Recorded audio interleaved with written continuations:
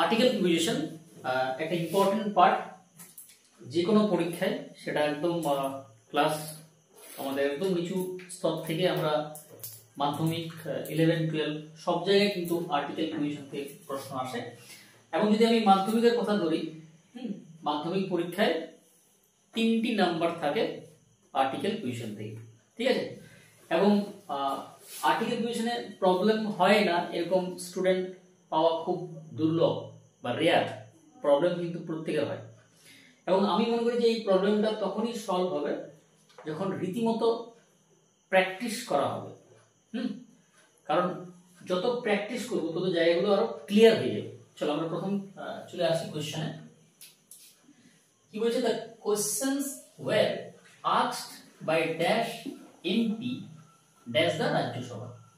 ঠিক আছে, তাই এটা কিন্তু প্যাসিভ ভয়েসে আছে, অর্থাৎ দ্য কোশ্চেনস ওয়্যার আস্কড মানে প্রশ্নগুলো জিজ্ঞাসা করা হয়েছিল বাই ড্যাশ এমপি। দেখবে আর্টিকেলের রুল আছে যে এই যে এমপি, এমএলএ আছে না, এমএসসি, বিএসসি, এলএলবি, অর্থাৎ যেগুলোকে বলা হয় ইংরেজিতে অ্যাক্রোনিম, বাংলায় বলা হয় শব্দ সংখ্যা। তো এগুলো উচ্চারণ করার সময় যদি আমাদের ভাওয়েল সাউন্ড আসে তখন এন বসে, আর যদি কনসোনেন্ট সাউন্ড আসে তখন কি বসে?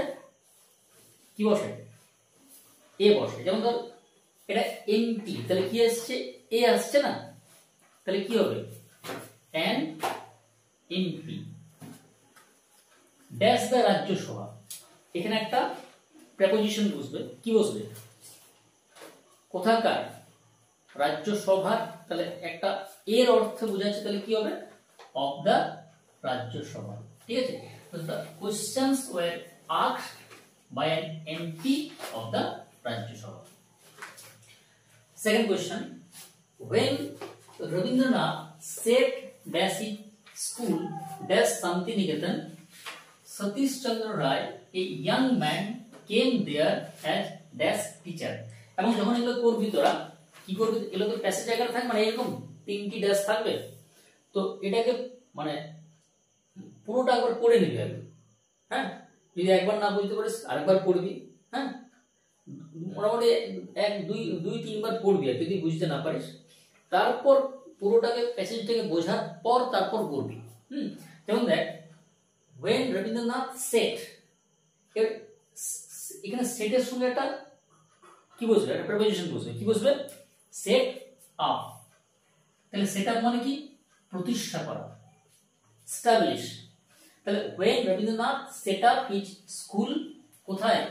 শান্তিনিকেতন। তাহলে শান্তিনিকেতন একটা জায়গার নাম। কি হবে? এট শান্তিনিকেতন। ঠিক আছে, আমরা জানি সাধারণত যেগুলো ছোট জায়গা হয়, স্মল প্লেস হয়, তার আগে কি বসে? এট বসে। আর যদি বড় জায়গা হয় তার আগে কি বসে? ইন বসে। তাহলে কি হবে?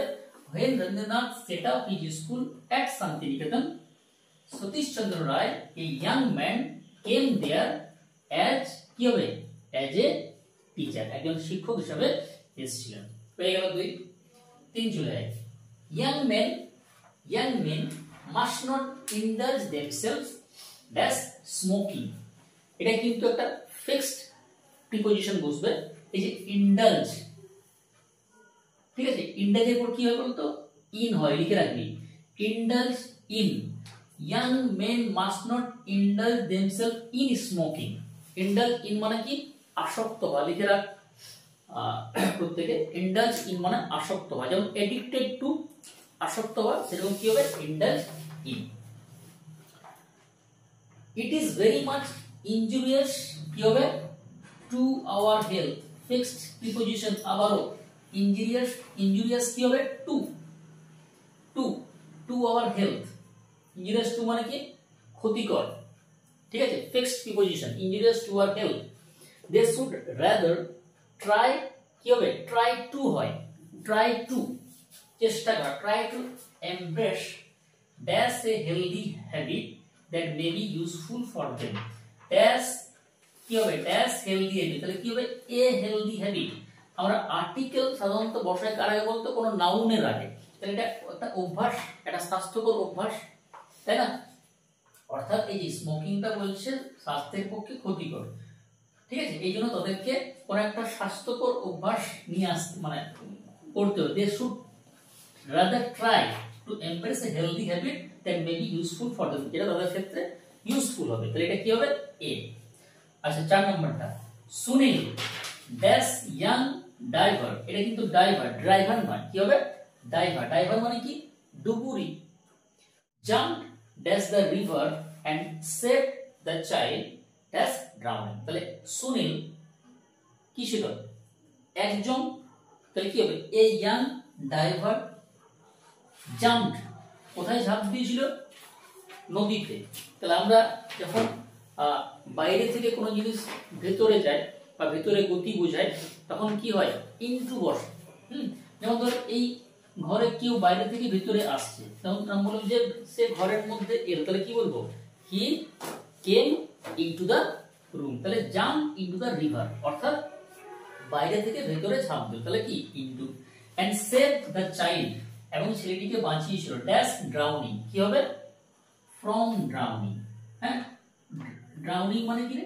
ডুবে যাওয়া। তাহলে ডুবে যাওয়া থেকে বাঁচিয়েছিল, কি হবে? From drowning. আচ্ছা, আর্টিকেল প্রিপোজিশন আমাদের ক্লাসটা কন্টিনিউ চলবে। এখানে অনেকগুলো রয়েছে এবং আমাদের যে স্টুডেন্ট যারা আছে তারা আজকে সলভ করবে। চলে যাই অঙ্কিত। আচ্ছা দাদা, অঙ্কিত ক্লাস 8 এ পড়ে। এবছর ফার্স্ট সামেটিভে আমাদের নাম্বার কত ছিল? 30 মধ্যে সে 30 পেয়েছে, 30 এর মধ্যে 30 পেয়েছে। আচ্ছা বল অঙ্কিত, প্রথমটা কর। The headmaster of our school will hold meeting, কি হবে? এ meeting dash March 13, on March 13 on March 13। মানে অন কেন হলো? কোনো তারিখের আগে অন হয়, যখন কোনো তারিখ বা দিনের তারিখ বোঝায়, ডেট বোঝায়, তার আগে কি হয়? অন হয়। ঠিক আছে? Every teacher ever dash duty of. Ever of মানে কি? সচেতন। এভার অফ মানে কি? সচেতন। ঠিক আছে, যা। তাহলে আমাদের 5 হয়ে গেল। 6 কে করবি? এটা 6 নাকি? চলে।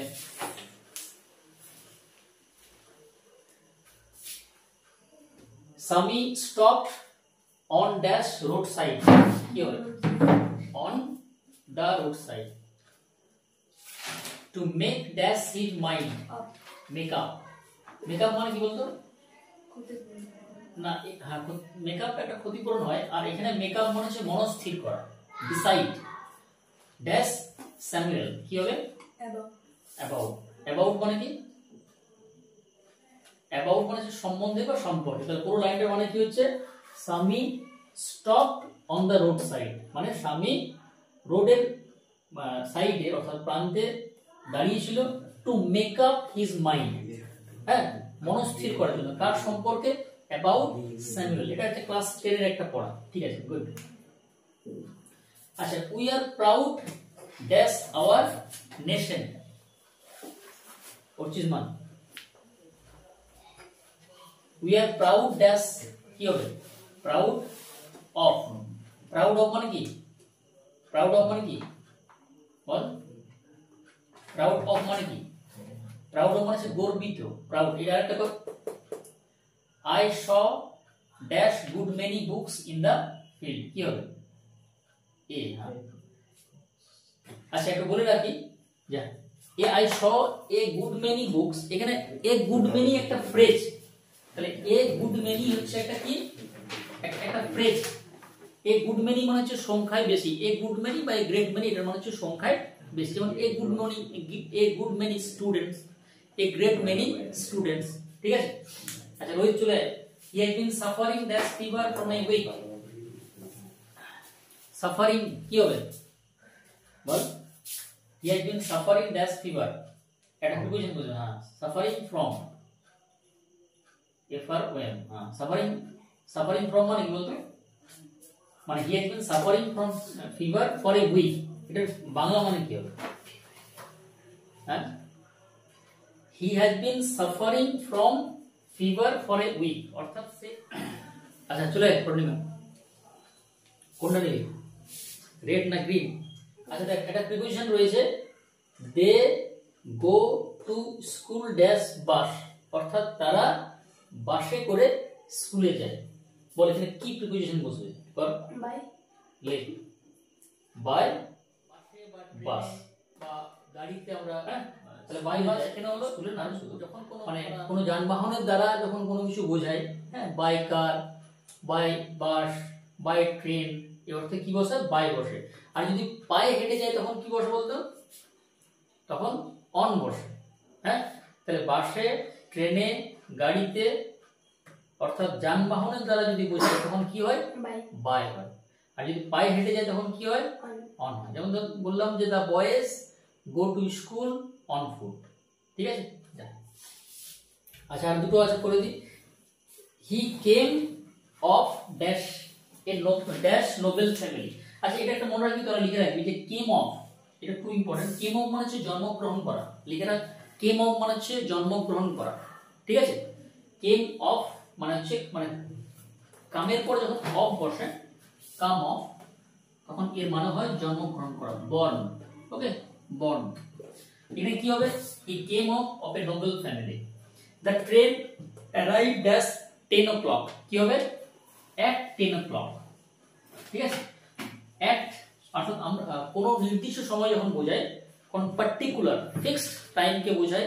হ্যাঁ, যেমন ধর ভোরবেলা ডন, তোর দুপুরবেলা বা 6টা 7টা, তখন কি হয়? at হয়।